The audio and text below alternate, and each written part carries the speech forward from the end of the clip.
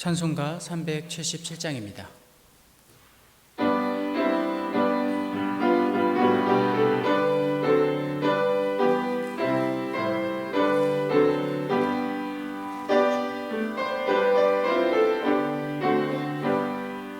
전능하신 주 하나님, 나는 순례자이니 나는 심히 연약해도 주는 강하옵니다. 하늘 양식 먹여주시옵소서.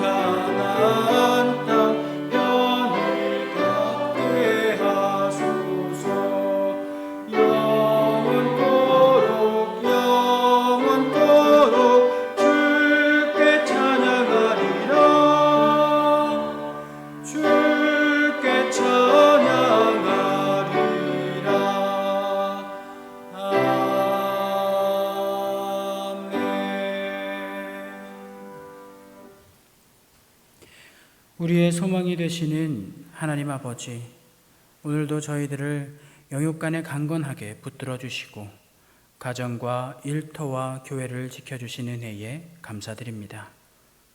각 처에서 주님의 은혜로 계속해서 살아가게 하시며 오늘 주님 앞으로 집중하여 모이게 하시니 감사합니다. 오늘 이 시간 성부 하나님께 영광을 돌리며 성자 예수님께 감사드리며 보혜사 성령님의 인도하심을 따라 영과 진리로 예배합니다. 우리의 마음과 뜻과 정성을 다해 드리는 이 예배를 기쁘게 받아 주옵소서.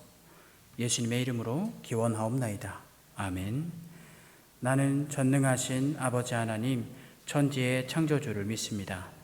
나는 그의 유일하신 아들 우리 주 예수 그리스도를 믿습니다.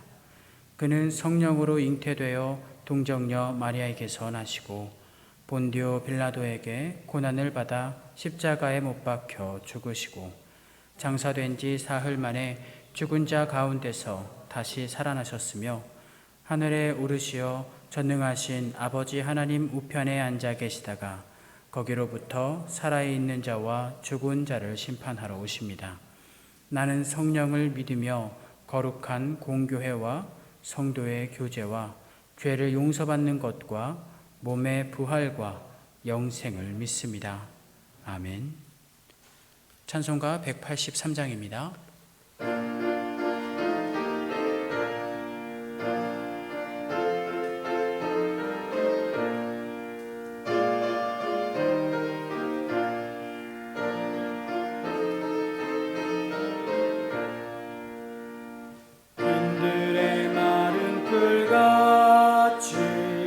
시들은 나의 영혼, 주님이 약속한 성령 간절히 기다리네.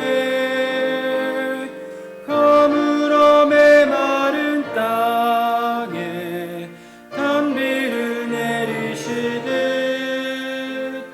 성령의 단비를 부어 새 생명 주옵소서. 반가운 빗소리들 주네 봄비로 내리는 성령 내게도 주옵소서 가물어 메마른 땅에 단비를 내리시듯 성령의 단비를 부어 새 생명 주옵소서 절바람으로를 내려 초목이 무성하니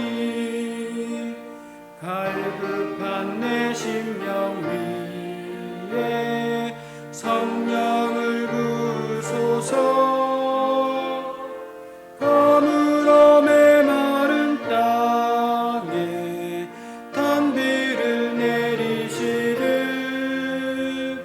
성령의 단비를 부어 새 생명 주옵소서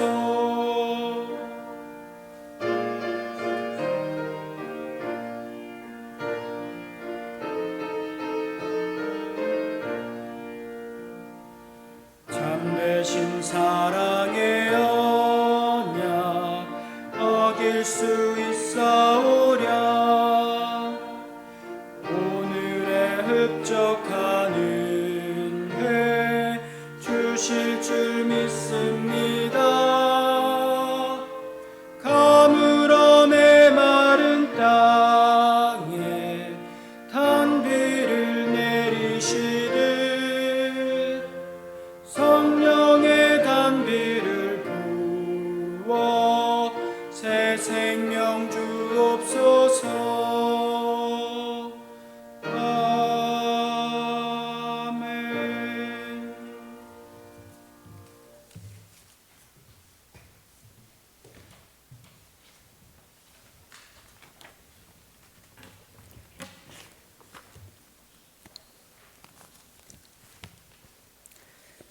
하나님 감사합니다. 매일 매 순간 저희들과 동행하여 주시고 이 시간 다시금 함께 모여 하나님을 예배하게 하시니 감사합니다.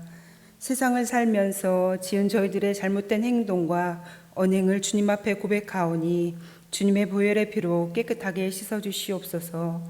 정결한 몸과 마음과 영혼으로 하나님만 바라고 예배하는 진정한 예배자 되게 하여 주시옵소서. 아버지, 사계절을 저희에게 허락하셔서 계절의 변화에 따라 살아가게 하심을 감사합니다. 이른 봄에 씨를 뿌려 뜨거운 태양 아래 자라게 하시고 추수의 계절 가을을 맞았습니다. 이 가을에 무엇을 거두어야 하는가 생각해 봅니다. 무엇을 거두어야 하는가, 무엇을 거두어 아버지께 드려야 하나. 주께서 택하시고 주께서 이 땅 가운데 세우셨으니 이 땅의 빛과 소금으로 살게 하여 주시옵소서. 주님의 빛을 바라는 주의 자녀로 살게 하여 주시옵소서. 저마다의 삶의 자리에서 그리스도의 향기를 바라는 자로 살게 하여 주시옵소서. 저희 모두는 아버지께 메인 바 되었으니 아버지께서 허락하신 성령의 열매, 사랑과 희락과 화평과 오래 참음과 자비와 양선과 충성과 온유와 절제를 매저 아버지께 드리게 하여 주시옵소서. 살아가면서 혹시라도 그리할 수 없는 순간이 오더라도 아버지께서 붙드시사 주님의 도우심으로 귀한 열매를 맺을 수 있도록 도와주시옵소서. 성령의 인도하심 따라 사는 삶 되게 하여 주심에 감사합니다. 아버지, 저희들을 아버지의 은혜 안에 살게 하심에 감사합니다. 온 세상이 여러 가지 일들로 인하여 시끄럽고 혼잡합니다. 저마다의 한숨 소리가, 탄식 소리가 가득합니다. 남녀노소를 불문하고 힘겹다, 어렵다 합니다. 그럼에도 불구하고 이 어려운 시국을 잘 견뎌내게 하시고 이끄시는 아버지의 은혜가 저희 안에 있어 오늘을 감사함으로 살게 하십니다. 아버지의 사랑 아니면, 아버지의 은혜 아니면 한시도 살 수 없는 인생을 굽어 살피시고 소망의 날개 아래, 사랑의 날개 아래 고이 품으심에 감사합니다. 아버지, 또한 간절히 바랍고 원하옵나니 아버지를 외면한 이들을 불쌍히 여겨주시옵소서. 긍휼히 여겨주시옵소서. 그들이 알게 하여 주시옵소서. 아버지의 사랑을, 자비를, 지존하심을 깨달아 알게 하시사 그 품이 얼마나 따뜻하고 편안한지 알게 하여 주시옵소서. 세상이 줄 수 없는 평안이, 세상이 줄 수 없는 기쁨이, 세상이 줄 수 없는 행복이 아버지 안에 있음을 알아 아버지를 믿고 의지하는 믿음의 자녀들 될 수 있도록 주께서 함께하여 주시옵소서. 그리하실 아버지를 사랑합니다. 아버지, 주께서 세우신 모든 교회를 축복하여 주시옵소서. 교회가 교회되게 하시옵소서. 주께서 맡기신 본분 잊지 않고 아버지께서 맡기신 사명 잘 감당하는 교회들 되게 하여 주시옵소서. 또한 서천 신도교회를 축복하여 주시옵소서. 아버지께서 축복의 통로로 소망의 통로로 사랑의 통로로 세우셨으니 많은 이들이 교통할 수 있는 통로가 되게 하여 주시옵소서. 지금은 다 함께 모여 예배할 수 없는 상황 가운데 있사오나 교회에 속해 있는 어린아이부터 장성한 어른에 이르기까지 우리 모두가 주 안에서 하나님을 잊지 않고 서로를 위해 기도하는 기도의 동역자들 되게 하여 주시옵소서. 슬픔 가운데 있는 자 그 슬픔을 위로하고 아픔 가운데 있는 자 그 아픔을 품고 기쁨 가운데 있는 자 함께 기쁨을 나누게 하여 주시옵소서. 주께서 몸소 행하신 허락하신 십자가의 사랑을 나누게 하여 주시옵소서. 아버지, 이 땅의 젊은이들을 지켜주시옵소서. 저마다의 갈 길을 아버지께 맡기고 아버지의 인도하심 따라 살게 하여 주시옵소서. 주님만 의지하고 나아갈 때 주께서 그 길을 비추어 주시옵소서. 새 힘 주시고 새 능력을 허락하시옵소서. 입술을 열어 마음을 열어 고백하게 하여 주시옵소서. 아버지만 의지한다고 아버지만 소망한다고 아버지께서 향한 저마다의 고백을 들으시고 행하실 때 응답받는 놀라운 역사가 있게 하여 주시옵소서. 그리하여 그들로부터 귀한 찬양의 소리가 온 세상 가득 울려 퍼지게 하여 주시옵소서. 오직 믿음으로만 살게 하셔서 주께서 허락하신 승리의 승전가를 주께 드리게 하여 주시옵소서. 아버지, 이 시간 목사님을 통하여 귀한 주님의 말씀을 받습니다. 주님의 귀한 말씀 대언하실 때 성령의 두루마리를 입히셔서 전하는 자나 듣는 자 모두 성령의 감동 감화가 있게 하여 주시옵소서. 주신 말씀 마음에 새기며 지켜 행하는 자들로 살게 하여 주시옵소서. 오늘도 우리의 삶을 지키시며 새 힘 주시고 위로하시며 능력 주시는 만왕의 왕, 평강의 왕, 사랑의 왕 되시는 우리 주 예수 그리스도의 이름으로 기도합니다. 아멘.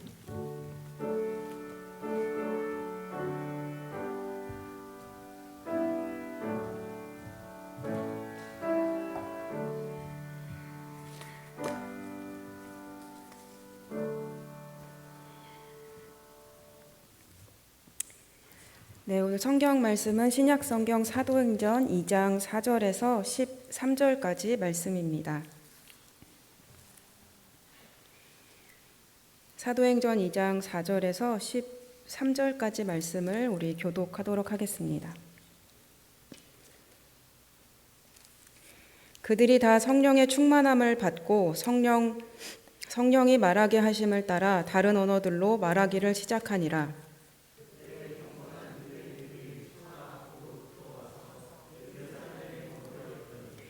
이 소리가 나매 큰 무리가 모여 각각 자기의 방언으로 제자들이 말하는 것을 듣고 소동하여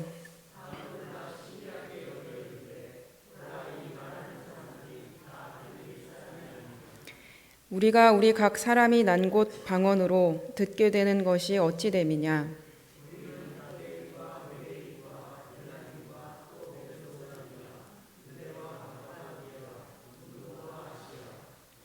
부르기아와 밤빌리아, 애굽과 및 구레네에 가까운 리비아, 여러 지방에 사는 사람들과 로마로부터 온 나그네, 곧 유대인과 유대교에 들어온 사람들과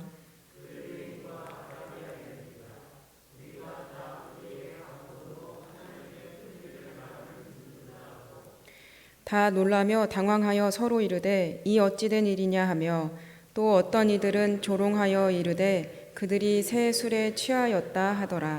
아멘. 예, 우리 함께 인사하실까요? 하나님이 함께 하십니다. 네. 말에 대한 중요성은 특별히 이야기하지 않아도 다 알고 계실 것입니다. 오늘 사도행전 2장으로 오면서 주님께서 약속하신 성령이 각 사람에게 임하였습니다. 그리고 오늘 본문 4절 말씀입니다. 그들이 다 성령의 충만함을 받고 성령이 말하게 하심을 따라 다른 언어들로 말하기를 시작하니라.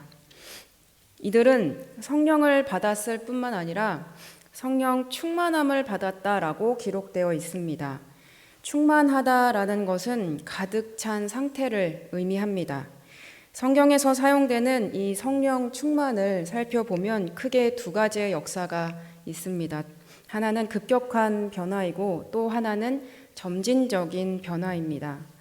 급격하다라는 것은 순간적으로 차오르는 그런 역사를 의미하고, 점진적이다 하는 것은 말 그대로 점차적으로 채워져 가는, 성령의 사람이 되어가는 그런 역사가 성경에 적혀져 있습니다.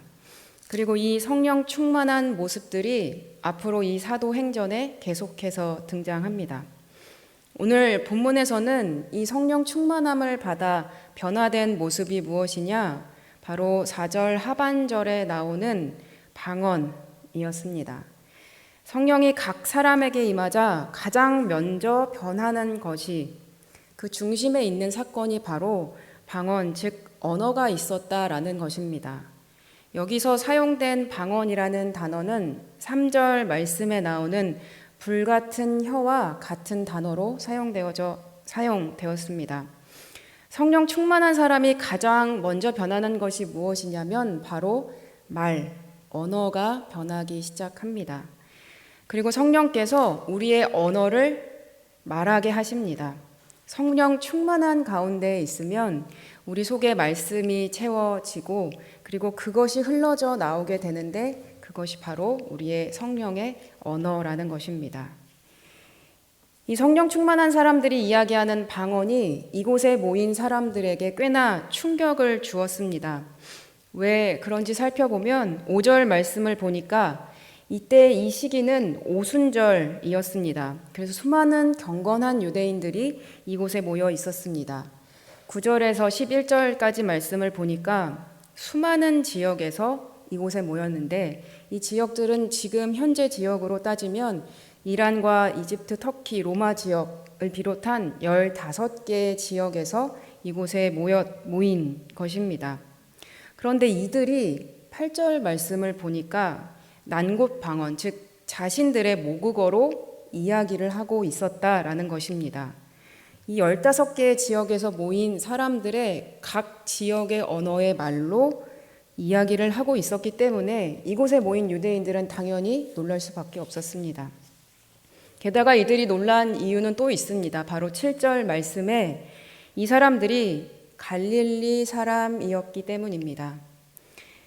이들이 갈릴리 사람이라고 이야기한 이유는 있는데, 요한복음을 보면 갈릴리에서 선지자가 나오지 못한다라고 바리새인들이 이야기한 것처럼 이 갈릴리 출신 사람들은 그 당시에 어부들이 많았고 이런 언어의 교육을 받을 수 있는 환경의 사람들이 아니다라는 것이었기 때문입니다.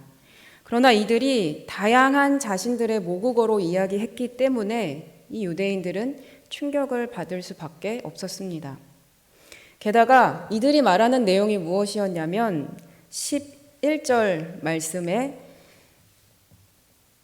하반절을 보면 우리의 각 언어로 하나님의 큰 일을 말하고 있었다라는 것입니다. 그들이 각 나라의 언어로 이야기하는 것은 바로 하나님의 큰 일이었습니다. 하나님의 큰 일이라 함은 하나님의 계획을 뜻합니다. 성령 충만하게 되면 가장 중요하게 바뀌는 특징이 바로 이 언어가 변한다라는 것을 우린 볼 수 있습니다. 그리고 이 언어가 주 예수 그리스도를 증거하게 된다라는 것을 우리는 말씀을 보면서 살펴볼 수 있습니다. 이들은 하나님의 계획을 말하기 시작합니다.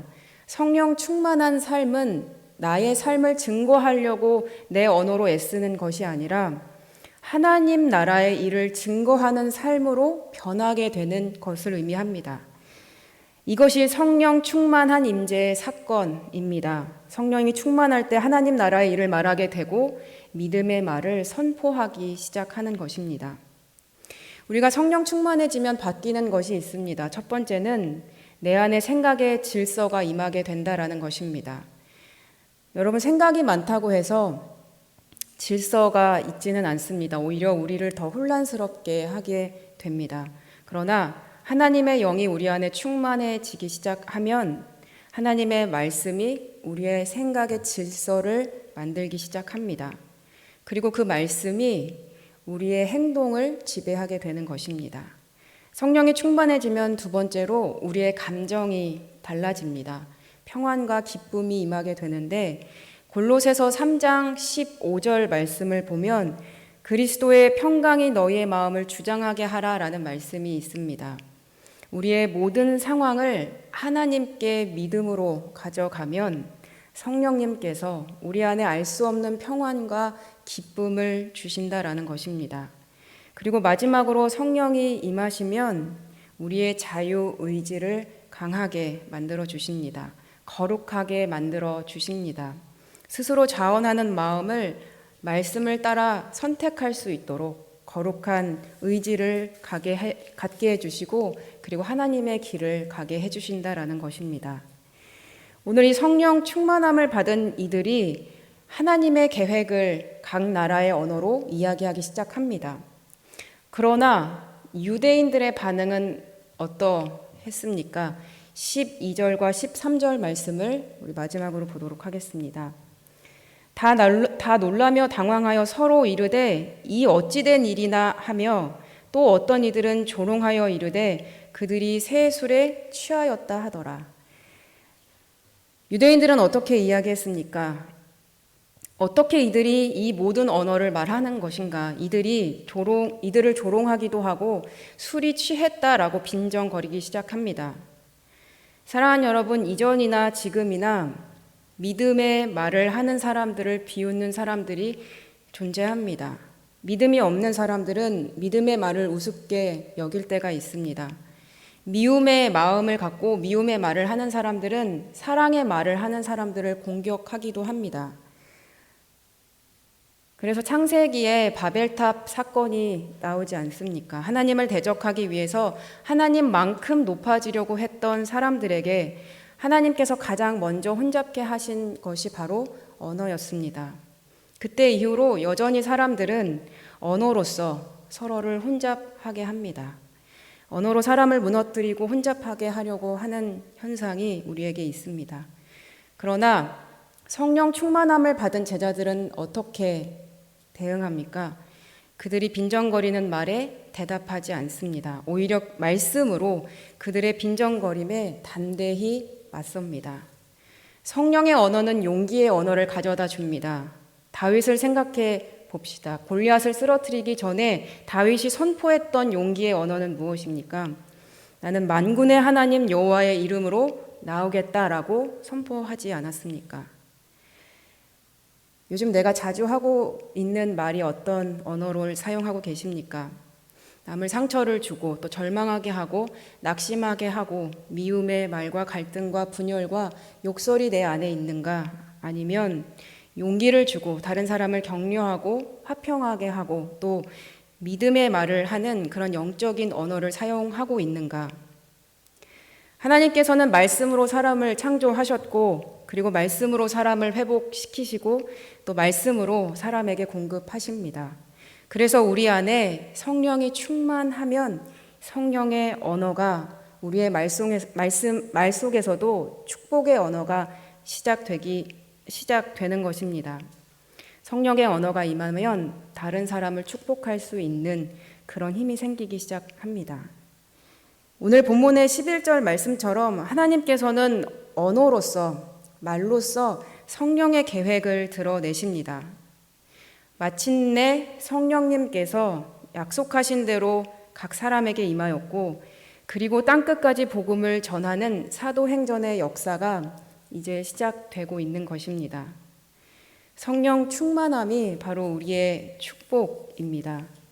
사랑하는 여러분, 우리의 언어가 하나님의 마음을 보여주는 언어가 되기를 오늘 이 시간 기도하시길 바랍니다. 오늘 우리가 함께 본문을 묵상하시면서 우리 이렇게 기도하기를 원합니다. 오늘 이 시간 가운데 내가 요즘 하고 있는 말이 어떤 내용을 담고 있는지 생각해 보시기 바랍니다. 그리고 세상 것들로 가득한 우리의 심령이 있다면 오늘 이 시간 가운데 성령의 능력으로 말씀이 우리 안에 임하게 해달라고 우리 함께 기도합시다. 혹시 또 어지러운 생각 가운데 혼란의 시간을 갖고 계시다면 오늘 우리의 생각 가운데 하나님의 평강과 또 하나님의 질서가 임하게 해달라고 오늘 이 시간 우리가 함께 본문의 말씀을 생각하면서 우리 기도하시길 바랍니다. 우리 함께 기도하시겠습니다.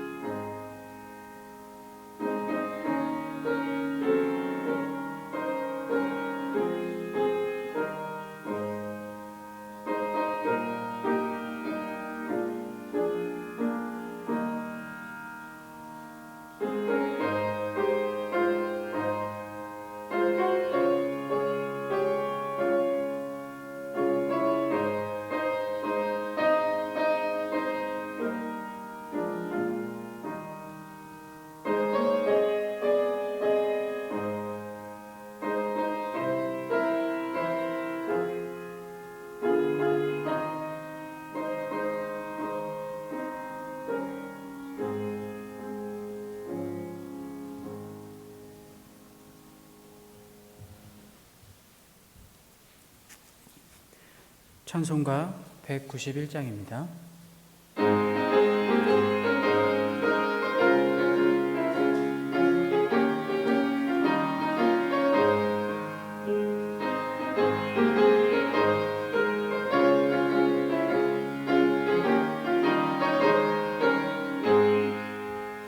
내가 매일 기쁘게 순례의 길 행함은 주의 팔이 나를 안보함이요 내가 주의 큰 복을 받는 참된 비결은 주의 영이 함께함이라 성령이 계시네 할렐루야 함께하시네 좁은 길을 걸으며 밤낮 기뻐하는 것 주의 영이 함께함이라 전에 죄에 빠져서 평안함이 없을 때 예수 십자가의 공로 힘입어 그 발 아래 엎드려 참된 평화 얻음은 주의 영이 함께함이라 성령이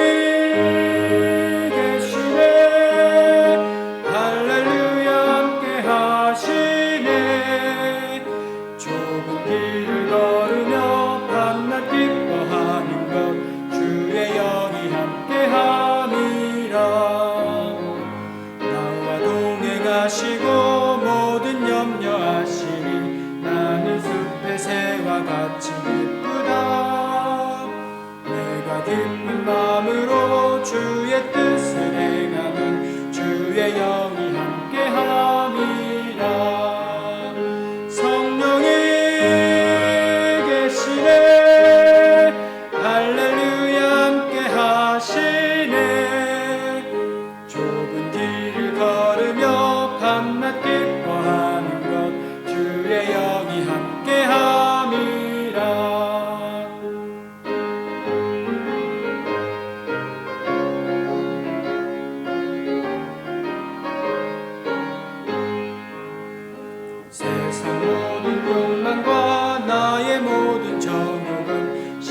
십자가의 힘이 못을 박았네.